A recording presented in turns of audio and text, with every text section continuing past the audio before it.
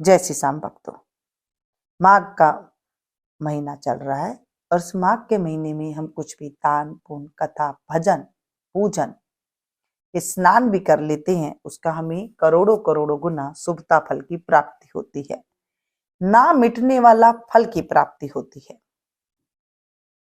आज हम माघ मास के 19वां अध्याय के पाठ का स्मरण करेंगे, जो भगवान विष्णु को अति प्रिय है, भगवान शंकर को अति प्रिय है।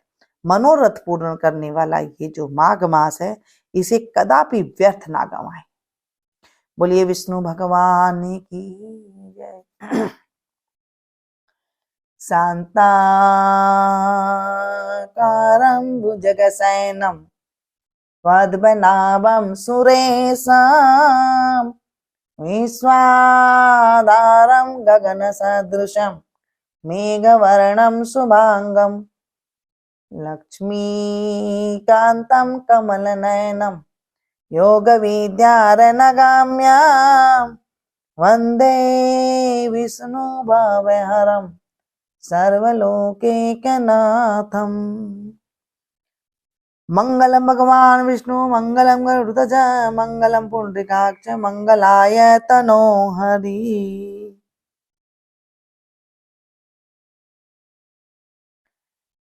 यह पांचों कन्याएं इस प्रकार विलाप करती हुई बहुत देर प्रतीक्षा करके अपने घर में लौटी। जब घर में आई तो माताओं ने कहा कि इतना विलंब तुमने क्यों कर दिया। तब कन्याओं ने कहा कि हम किन्नरियों के साथ क्रीड़ा करती हुई सरोवर पर थी और कहने लगी कि आज हम थक गई हैं और जाकर लेट गई।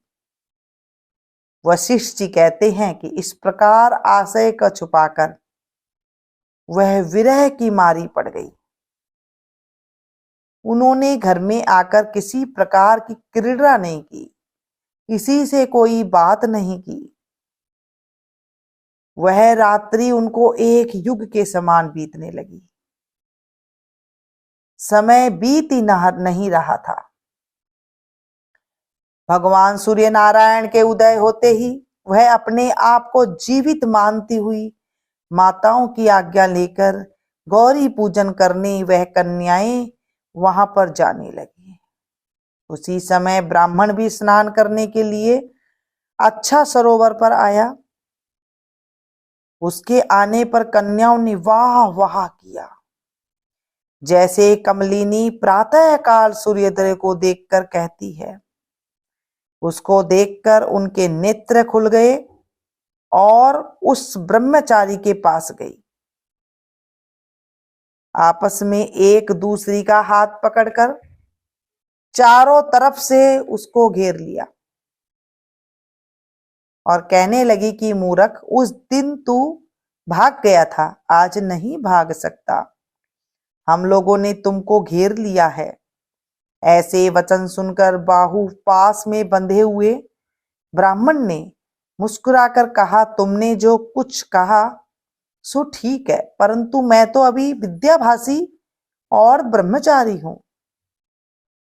गुरुकुल में मेरा विद्याभ्यास पूरा नहीं हुआ है।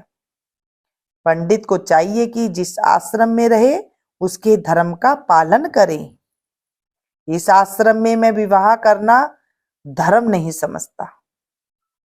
अपने व्रत का पालन करके और गुरु की आज्ञा पाकर ही विवाह कर सकता हूं, पहले मैं नहीं कर सकता।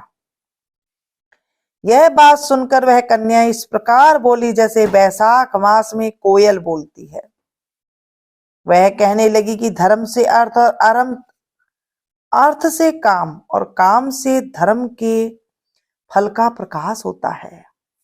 ऐसा ही पंडित लोग और शास्त्र कहते हैं। हम काम सहित धर्म की अधिकता से आपके पास आए हैं, सो आप पृथ्वी के सब भोगों को भोगिए।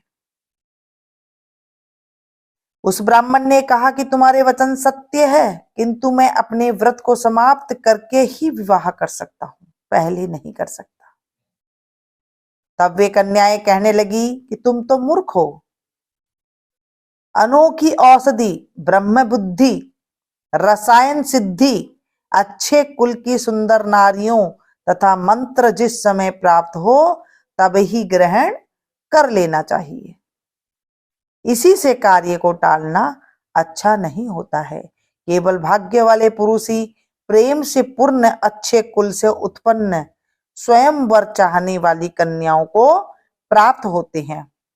कहाँ हम अनोखी सुंदर नारियां, कहाँ आप तपस्वी बालक। यह बेमेल का मेल मिलाने में विधाता की कोई चतुराई ही है। इस कारण आप हम लोगों के साथ गंधर्व विवाह कर ले। इनके ऐसे वचन सुनकर उस धर्मात्मा ब्राह्मण ने कहा कि व्रती रहकर इस समय विवाह नहीं करूंगा, मैं स्वयंवर की इच्छा नहीं रख करता। इस प्रकार उसके वचन सुनकर उन्होंने एक दूसरे का हाथ छोड़कर उसको पकड़ लिया। सुशील और सूरसोरा ने उसकी भुजाओं को पकड़ लिया, सुतारा ने आलिंगन किया और चंद्रिका ने उसका मुख चूम लिया। परंतु फिर उसने क्रोधित होकर उनको श्राप दिया कि जाओ, तुम डायन की तरह मुझसे चिपट रही हो, इसी कारण पिशाचनी हो जाओ।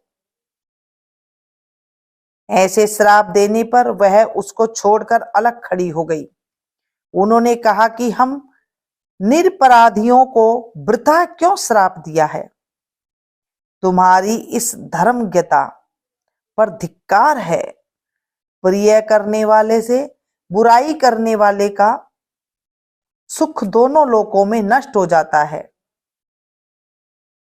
इसलिए तुम भी हम लोगों के साथ पिशाच हो जाओ। तब वे आपस में क्रोध से उस सरोवर में पिशाच पिशाचनी हो गई और बस पिशाच पिशाचनी कठिन शब्दों से चिल्लाते हुए अपने कर्मों को भोगने लगे। वशिष्ठ जी कहने लगे कि हे राजन, इस प्रकार वह पिशाच उस सरोवर के इधर उधर फिरते रहे। बहुत समय पश्चात मुनियों में श्रेष्ठ लोमस ऋषि पौष शुक्ला चतुर्दशी को उस अच्छोद सरोवर पर स्नान करने के लिए आए। जब क्षुधा से दुखी इन पिशाचों ने उनको देखा तो उनकी हत्या करने के लिए गोल बांधकर उनको चारों तरफ से घेर लिया। वेद निधि ब्राह्मण भी वहां पर आ गए और उन्होंने लोमस ऋषि को साष्टांग प्रणाम किया। पिशाच ऋषि के तेज के सामने ठहर न सके और दूर जाकर खड़े हो गए। वेद निधि हाथ जोड़कर लोमस ऋषि से कहने लगे कि भाग्य से ही ऋषियों के दर्शन होते हैं। फिर उन्होंने गंधर्व कन्या और अपने पुत्र का परिचय देकर सब वृत्तांत सुनाया और कहा कि हे मुनिवर, यह सभी श्राप मोहित होकर आपके सन्मुख खड़े हैं। आज इन बालकों को निस्तार दो। जैसे सूर्योदय से अंधेरे का नाश हो जाता है। वशिष्ठ जी कहने लगे कि पुत्र के दुख से दुखी हुए वेद निधि ब्राह्मण के ऐसे वचन सुनकर लोमस ऋषि के नेत्रों में जल भर आया और वेद निधि से कहने लगे, मेरे प्रसाद से बालकों को शीघ्र स्मृति पैदा हो।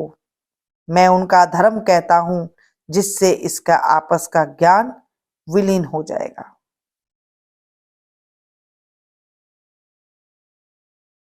बोले विष्णु भगवान की जय। हे प्रभु, आज हमने आपकी कथा का स्मरण किया है। इस कथा में कोई त्रुटि हो गई हो तो अबोध बच्चे समझकर माफ कर देना। इस कथा को जो सुने सुनाए हुकारा भरे, उनके जीवन से दुखों का नाश करना, पापों का नाश करना। हे प्रभु, इस कथा को में कोई अधूरी है तो उसे पूरी करना और पूरी है तो स्वीकार करना।